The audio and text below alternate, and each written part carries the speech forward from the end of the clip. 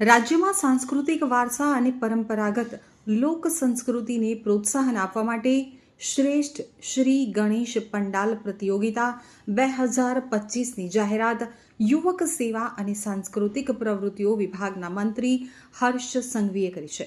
તેઓએ જણાવ્યું છે કે મુખ્યમંત્રી ભૂપેન્દ્રભાઈ પટેલના માર્ગદર્શન હેઠળ યુવક સેવા અને સાંસ્કૃતિક પ્રવૃત્તિઓના વિભાગ દ્વારા મહત્વપૂર્ણ પહેલ કરી અને ચોક્કસ થીમ આધારિત શ્રેષ્ઠ શ્રી ગણેશ પંડાલ પ્રતિયોગિતા 2025 યોજવાનો નિર્ણય લેવામાં આવ્યો છે.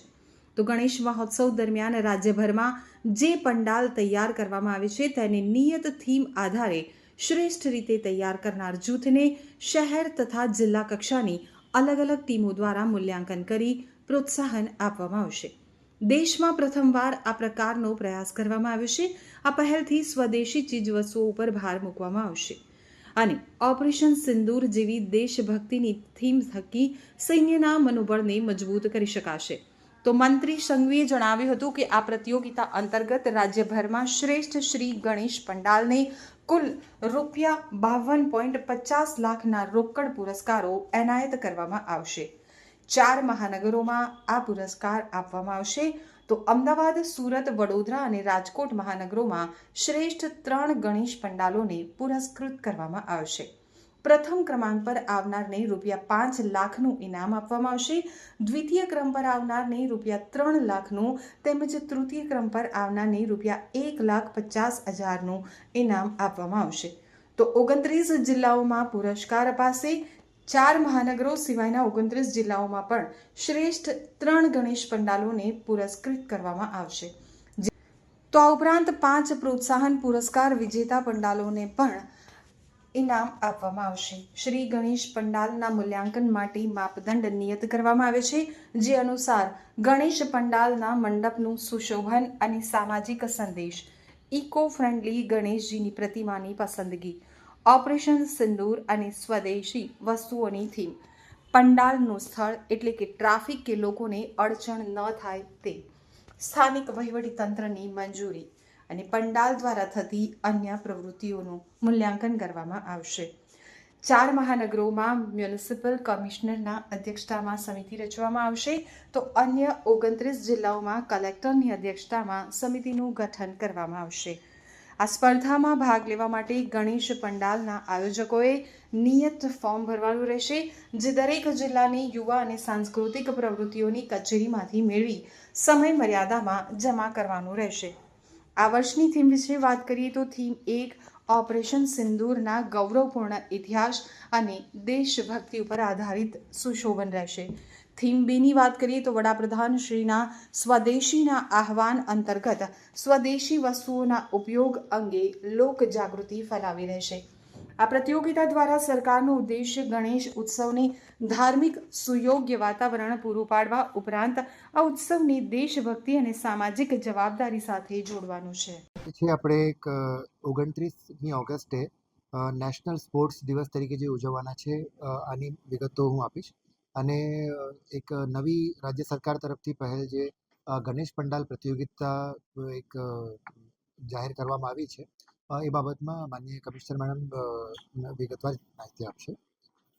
નેશનલ સ્પોર્ટ્સ ડેની વાત કરીએ તો આગામી 29મી ઓગસ્ટે આપણે નેશનલ સ્પોર્ટ્સ ડે તરીકે ઉજવવાના છીએ. તો આમાં રાષ્ટ્રીય એવં વૈશ્વિક સ્તરે જે હોકીના જાદુગર મેજર ધ્યાનચંદ જે છે એમના સન્માનમાં આપણે ભારતીય રમતગમતમાં જે અદ્ભુત યોગદાન બદલ એમના જન્મદિવસને આપણે રાષ્ટ્રીય રમત દિવસ તરીકે ઉજવવા જઈ રહ્યા છીએ.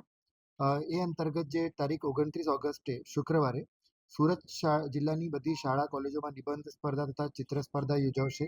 સાથે જ 50 મીટર દોડ, બીન બેગ બેલેન્સ, લીંબુ ચમચીથી leg race, mini football, hockey તથા અન્ય મેચ, ટગ ઓફ વોર, દોરડા કૂદ એટલે અલગ અલગ ટાઈપના જે પણ રમત છે એનું આયોજન કરવાનું છે.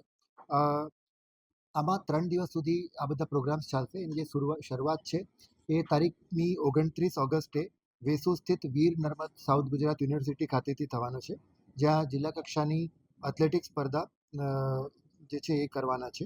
સાથે સાથે અલગ અલગ તાલુકાઓમાં અલગ અલગ જે સ્પોર્ટ્સ છે, ધારો કે કુસ્તી કઠોરમાં કુસ્તી સ્પર્ધા, કામરેજ નવી પારડીમાં જુડો મહિલા સ્પર્ધા, અને આ ટાઈપના જે અલગ અલગ જગ્યાઓ પર અલગ અલગ રમતો યોજાશે. તારીખ 30મી ઓગસ્ટે મેઇનલી પોલીસ વિભાગના સંકલનથી અને એમના દ્વારા વિવિધ સ્પર્ધાઓ જે રમતગમતની સ્પર્ધાઓ છે એ યોજાશે. અને રાજ્ય સરકારનું મેઇન જે ફોકસ છે એ લોકલી સ્પેશિયલાઇઝ રમાતા જેટલા પણ સ્પોર્ટ્સ છે એના ઉપરનું છે. અને એ જ દિવસે નાનપુરા સ્થિત જીવન ભારતી વિદ્યાલય ખાતે આંતરરાષ્ટ્રીય ખેલાડીઓનું સન્માન પણ કરવામાં આવશે. અને આની જે પૂર્ણાહુતિ છે એ 31મીએ રવિવારના દિવસે એક મેગા સાયક્લોથોન રેલીથી આપણે કરશું. એમાં પોલીસ પરેડ ગ્રાઉન્ડથી આપણે રેલીનું સ્ટાર્ટિંગ કરીએ, ત્યાંથી વાય જંકશન અને પાછા પોલીસ પરેડ ગ્રાઉન્ડ આવીને રેલીનું સમાપન થશે. આમાં અલગ અલગ જે સમાજના વર્ગો છે, એનજીઓ, વિવિધ રિલિજિયસ વર્ગ, રમતના જે વીરો છે એ બધા જ આ સાયક્લોથોનમાં જોડાશે. આની સાથે જ કાર્યક્રમ પછી જે છે ફિટ ઇન્ડિયા જે પ્લેજ છે નેશનલ લેવલની પ્લેજ પણ લેવામાં આવશે. તો 29થી 31 સુધીમાં આખું નેશનલ સ્પોર્ટ્સ ડેની ઉજવણીનો આ તરીકે પ્રોગ્રામ છે. શહેરમાં ગણપતિ મહોત્સવ ખૂબ જ ભવ્ય રીતે મનાવવામાં આવે છે. આ વર્ષે ગુજરાત સરકારશ્રીએ ગણપતિ મહોત્સવમાં જો ગણપતિશ્રીના પાંડાલ હોય છે એમના માટે એક નવી સ્કીમ જાહેર કરી છે, જેમાં જુદી જુદી થીમ્સ ઉપર બેસ્ટ જો ગણપતિ પાંડાલ હશે એમને પ્રોત્સાહક રૂપે ઇનામ આપવામાં આવશે. પ્રથમ ઇનામ 5 લાખ રૂપિયાનું રહેશે, બીજું ઇનામ 3 લાખ રૂપિયાનું, 3 લાખ રૂપિયાનું, ત્રીજું ઇનામ 1.5 લાખ રૂપિયાનું અને એમના સિવાય 5 પ્રોત્સાહક ઇનામ 1-1 લાખ રૂપિયાના આપવામાં આવશે. આ જો ગણેશ પાંડાલ બનાવવામાં આવી રહ્યા છે, આમાં જે ગાઈડલાઈન ફોલો કરવાની છે ઇનામ માટેની, એ ગાઈડલાઈનમાં ખાસ કરીને મંડપનું જો શૃંગાર અને બ્યુટિફિકેશન છે એ ક્રાઇટેરિયા રહેશે. બીજું કે કયું પ્રકારનું સોશિયલ મેસેજ આ ગણપતિ પાંડાલ તરફથી આપવામાં આવી રહ્યું છે. ત્રીજું, પ્રતિમા જો છે ગણપતિ શ્રીની એ ઇકો ફ્રેન્ડલી પ્રતિમા જેમની હશે એમને ક્રાઇટેરિયા રહેશે. અને ચોથું, ઓપરેશન સિંદૂર જ્યાં જ્યાં પણ થીમ રહેશે એમને પણ આમાં પાર્ટિસિપેટ કરવા માટે એ લોકો કરી શકે. અને પાંચમું એમનું મેઇન અગત્યનું પોઈન્ટ છે સ્વદેશી અપનાવો. જો મેક ઇન ઇન્ડિયા પ્રોડક્ટ્સ અને મેક ઇન ઇન્ડિયા જો ઇનિશિયેટિવ્સ છે અને સ્વદેશી વસ્તુઓ છે એમને પ્રમોટ કરવા માટે જે થીમ્સ રાખવામાં આવે છે એ બધા જ ક્રાઇટેરિયાને આધારે સુરત શહેરમાં કોર્પોરેશન, પોલીસ કમિશનરશ્રીના ઓફિસ અને બીજા વિભાગોની એક જોઈન્ટ કમિટી બનાવીને એ કમિટી તરફથી પછી 1st, 2nd, 3rd અને 5 પ્રોત્સાહક ઇનામ નક્કી કરવામાં આવશે. આપ શ્રીના માધ્યમથી હું બધાને અપીલ કરું છું કે આ વખતે આપના ગણેશ પાંડાલમાં ઇકો ફ્રેન્ડલી મૂર્તિ, સોશિયલ મેસેજિંગ, મંડપનું બ્યુટિફિકેશન, ઓપરેશન સિંદૂર અને સ્વદેશી અપનાવો જેવી થીમ્સ વિકસાવીને આમાં મહત્તમ સંખ્યામાં પાર્ટિસિપેટ કરે એવી હું અપીલ પણ કરું છું. ના રોજ કરવામાં આવી રહ્યા છે. આમાં 30 તારીખના રોજ જો પોલીસ ડિપાર્ટમેન્ટ તરફથી અલગ અલગ આપણા વિસ્તારોમાં જો સ્થાનિક જેટલા બી અમારા સ્પોર્ટ્સ છે, જો અહીંયાના સુરતના લોકો વધુ રમતા હોય છે એના ઉપર જો વધારે ધ્યાન આપીને જો સ્પોર્ટ્સના મીટના અલગ અલગ જગ્યા અમે લોકો આયોજન કરવાના છીએ, જેમાં ખાસ કરીને વોલીબોલના ગેમ હોય, આપણા કબડ્ડીના ગેમ હોય અને રસ્સા ખેંચના ગેમ હોય, તો આ બધા ગેમો રહેશે. અને 31 તારીખ રોજ જો સાયક્લોથોન છે, જો પોલીસ પરેડ ગ્રાઉન્ડથી નીકળીને જો વાય જંકશનથી પરત આવશે, તો એના માટે બી આ બધી વ્યવસ્થાઓ જો અમે લોકો કરીએ છીએ.